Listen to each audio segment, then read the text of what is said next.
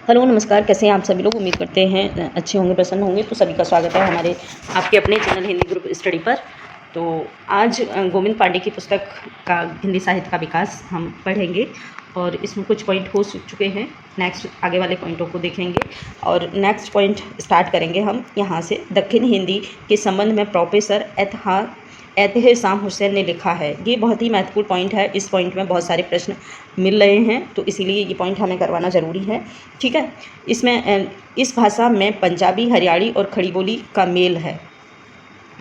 इन्होंने माना है कि जो दक्षिणी हिंदी है वो तीन भाषाओं से मिलकर बनी है, जिसमें हरियाणवी और खड़ी बोली, पंजाबी, तीन भाषाओं का मेल। यह ब्रज भाषा के प्रभाव से भी बची नहीं है। और एक और भाषा इन्होंने जोड़ी है जिसका नाम जो है ब्रज भाषा। ये कहते हैं कि ब्रज भाषा भी इसके प्रभाव से नहीं बची है।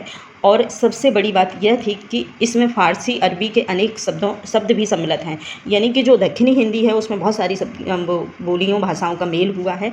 इतिहास से पता चलता है कि आरंभ में इन्होंने उसी भाषा से, इसके बाद नेक्स्ट दूसरा पॉइंट है, उसी भाषा से काम चलाया, यहाँ तक कि वह उन्नति करके साहित्य की भाषा बन गई। ठीक है, साहित्य की भाषा बन गई। साहित्यकारों ने इसको कभी हिंदी और कभी ज़बानी हिंदुस्तान कहा और कभी हिंदुस्तान कहा और कभी दक्षिण हिंदी कहकर पुकारा है। तो ये सारे के सारे जो नाम हैं इन भाषाओं के मेल से, कभी हिंदी बोला इसको, कभी ज़बानी हिंदुस्तान बोला और कभी बोला दक्षिणी। ठीक है। तो इसके बाद नेक्स्ट दूसरा पॉइंट है दक्षिणी हिंदी के प्रथम गद्य लेखक। महत्वपूर्ण पॉइंट है ये। दक्षिणी हिंदी के प्रथम जो गद्य लेखक हैं वो हैं ख्वाजा बंदा नवाज। समय काल है इनका 1318 से 1422 ईस्वी माना गया है। बंदा नवाज सेधु राज की प्रसिद्ध रचना है, ये बहुत ही महत्वपूर्ण है। सेधु राज की प्रसिद्ध जो रचना है वो है मेरा जुल्म। दूसरा है आशिकीन, दक्षिणी गद्य की प्रथम पुस्तक मानी जाती है। जो ये दोनों हैं रचना, मेरा जुल्म और आशिकीन, ये दक्षिणी गद्य की प्रथम जो रचना है मानी जाती हैं। इसके अलावा भी और इनकी महत्वपूर्ण रचनाएं हैं। इसके अलावा जो महत्वपूर्ण रचना है वो है, आप देखेंगे, वो है शिकारनामा और तितलातुल वजूद। इसके बाद है हिदायतनामा और रिशाला सहवारा, 12 मास। ये महत्वपूर्ण इनकी रचनाएं, आप लोग याद रख लेंगे इनको। बंदा नवाज की कोई ना कोई रचनाएं एक आ ही जाती है, क्योंकि ये दक्षिणी हिंदी के प्रथम गद्य लेखक माने गए हैं बंदा नवाज। ठीक है, वैसे तो और भी हैं लेकिन जो महत्वपूर्ण है वो यही है, बंदा नवाज।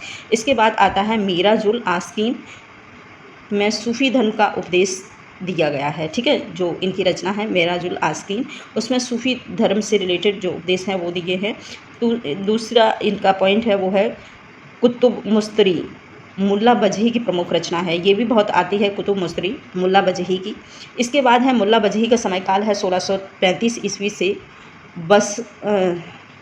सबरस नामक ग्रंथ की रचना की है। ठीक है, मुल्ला बजही ने जो मुल्ला बजही की रचना है वो सबरस है और है कुतुब मुस्तरी, दो रचनाएं इनकी मिलती हैं। सबरस में उर्दू साहित्य की प्रथम गद्य रचना मानी गई है। दूसरा है सबरस में तसव्वुफ़ के सिद्धांत को प्रतीकात्मक शैली में व्यक्त किया गया है। ठीक है।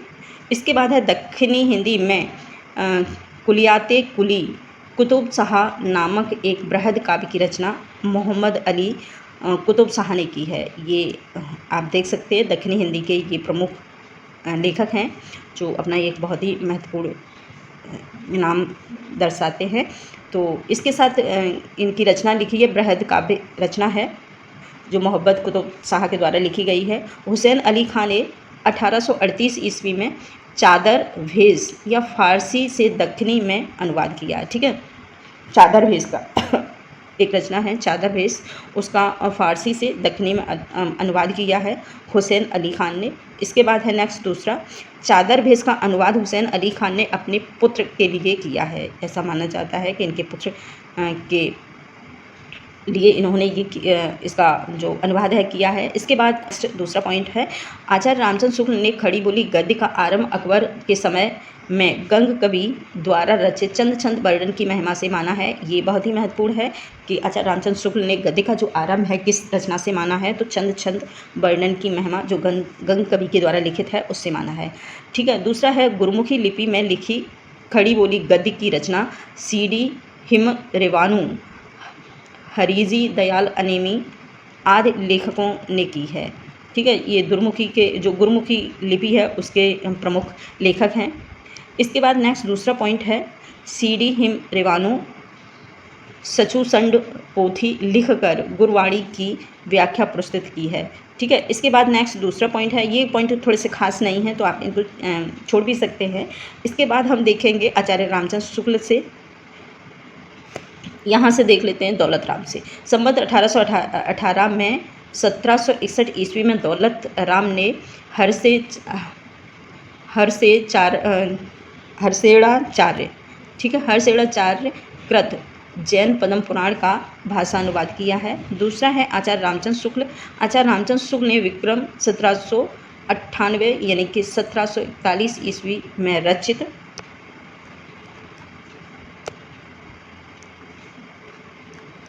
1741 में जो रचना लिखी गई है आचार्य रामचंद्र शुक्ल इसको मानते हैं, जिसका नाम है भाषा योग वशिष्ठ, को परमार्जित गद्य की प्रथम पुस्तक मानते हैं, जिसके रचयिता है राम प्रसाद निरंजनी। बहुत ही प्रसिद्ध रचना है, ये प्रथम प्रौढ़ गद्य लेखक स्वीकार किए गए हैं।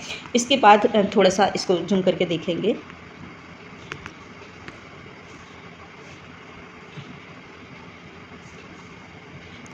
इसके बाद जो दूसरा पॉइंट है भाषा योग वशिष्ठ की भाषा मूलतः पंजाबी ब्रजभाषा मिश्रित खड़ी बोली है।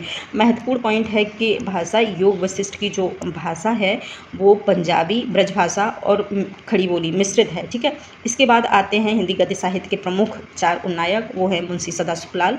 खड़ी बोली में इन्होंने सुख सागर की रचना विष्णु पुराण के आधार पर किया है। ठीक है, खड़ी बोली गद्य को एक साथ आगे बढ़ाने वाले 4 महानुभाव हुए हैं, जिनमें से हैं एक मुंशी सदासुखलाल, दूसरे हैं सैयद ईसा अल्लाह खां, लल्लू लाल और हैं सदन मिश्र। ये 4 हिंदी गद्य खड़ी बोली के महाचार उन्नायक माने जाते हैं। दूसरा इसका पॉइंट है मुंशी सदासुखलाल निजात और ईसा अल्लाह खां, इन दोनों का संबंध पोर्ट विलियम कॉलेज से नहीं है। बहुत आता है कि कौन पोर्ट विलियम कॉलेज से संबंधित नहीं है, तो ईसा अल्लाह खां और हैं सदासुखलाल, ये दोनों ही पोर्ट विलियम कॉलेज से इनका कोई संबंध नहीं है। और दूसरा पॉइंट है लल्लू लाल और सदन मिश्र। ठीक है, दूसरा पॉइंट है इसमें लल्लू लाल, एक ये भी है। हाँ, सदासुखलाल ने लिखा है कि रस्मो रिवाज भाषा का दुनिया से उठ गया है। ये पॉइंट आप चाहें तो अपने पंक्तियाँ नोट कर सकते हैं। रस्मो रिवाज भाषा का दुनिया से उठ गया है, ये प्रमुख पंक्तियाँ हैं, वो है सदासुखलाल की। इसके बाद आता है लल्लू लाल और सदन मिश्र, दोनों ही पोर्ट विलियम कॉलेज के प्राध्यापक थे। ठीक है, मुंशी सदासुखलाल निजात की प्रमुख रचना सुख सागर और मुथुक बुक्ता बरीख, ठीक है, ये 2 रचनाएं हैं, मुथुक बुक्ता बरीख और दूसरी है सुख सागर। ठीक है, इसके बाद है ईसा अल्लाह खां ने रानी केतकी की कहानी की रचना 1798 से 1803 ईस्वी के मध्य लिखी है। कभी कभार आता है कि कौन सी रचना पहली है खड़ी बोली की, तो इन चारों में से एक रचनाएं आती हैं, इन चारों की जो रचनाएं हैं, तो आप इसका समयकाल भी याद रखेंगे। और ईसा अल्लाह खां की जो रानी केतकी की कहानी है वो 1798 से लेकर के 1803 के समयकाल में लिखी गई है। रानी केतकी की कहानी उदयभान चरित नाम से भी जानी जाती है। रानी केतकी की कहानी से सर्वप्रथम खड़ी बोली गद्य साहित्य में लौकिक श्रृंगारमयी प्रेमाख्यान परंपरा का सूत्रपात हुआ है। ईसा अल्लाह खां ने अपनी भाषा गीत को घोषणा निम्न शब्दों में की है। ठीक है, ऐसा माना जाता है कि ईसा अल्लाह खान ने जो अपनी रचना लिखी है रानी केतकी की कहानी, वो उन्होंने कुछ शब्दों के माध्यम से इसकी घोषणा की है। प्रमुख शब्द हैं, यह वह कहानी है जिसमें हिंदी छूट और न किसी बोली का मेल न पुट है। ये इन्होंने इस रचना के लिए कहा है कि हिंदी यह वह कहानी है जिसमें हिंदी छुट है और किसी अन्य भाषा का पुट नहीं है। ठीक है, शैली की पुष्टि से रानी केतकी की कहानी हास्य प्रधान है। अच्छा, और ईसा अल्लाह खां की भाषा सबसे चटकीली, मटकीली, अलंकृत और किस्सोगोई शैली में मुहावरेदार लिखी गई है। ठीक है, इसके बाद है रानी केतकी की कहानी हिंदी की पहली मौलिक लिखित गद्य कथा है। ठीक है, इसके बाद ईसा अल्लाह खां ने अपनी भाषा को 3 प्रकार के शब्दों से मुक्त रखने की प्रतिज्ञा ली है। ये भी माना जाता है कि ईसा अल्लाह खां, प्रश्न बनता है ईसा अल्लाह खां ने कौन कौन से शब्दों से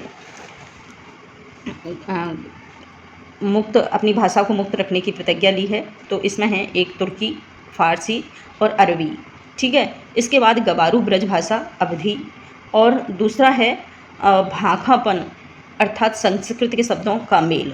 इन जो ये 3 जो शब्द हैं, 3 प्रकार की जो भाषा है, इनसे इन्होंने अपनी भाषा को मुक्त रखने का प्रतिज्ञा ली है, ठीक है। इनकी भाषा जो है उनकी भाषा में ये शब्द नहीं मिलेंगे, अरबी, फ़ारसी, तुर्की शब्द नहीं मिलेंगे, गवारू नहीं मिलेंगे, ब्रज भाषा और अवधी के शब्द कम हैं। दूसरा है भाखापन और संस्कृत, यानी कि पुरानी जो ब्रज भाषा, अपभ्रंश भाषा और संस्कृत के शब्द नहीं मिलेंगे।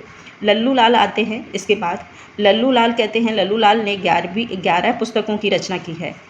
ऐसा माना जाता है कि लल्लू लाल ने अपने साहित्य जीवन में काफ़ी रचनाएं लिखी हैं, जिसमें 11 पुस्तक इनकी महत्वपूर्ण हैं। देखते हैं, सिंहासन बत्तीसी 1801 में, बेताल पच्चीसी 1801 में, शकुंतला नाटक 1810 में, और माधो नल 1801 में है, राजनीति 1802 में है, प्रेम सागर 1810 में है, और लयाकत ई हिंदी 1810 में है, ब्रज भाषा व्याकरण 1811 में है, भाषा विलास 1815 में है, माधव विलास 1817 में है, लालचंद्र का इनकी लास्ट रचना है जो 1818 में है, ठीक है। तो आज इतना ही। इसके बाद जो लल्लू लाल से रिलेटेड पॉइंट हैं उनको हम देखेंगे। तो थैंक यू, जुड़े रहिए हमारे चैनल पर और अपने चैनल का लाभ ज़रूर उठाइए। Thank you.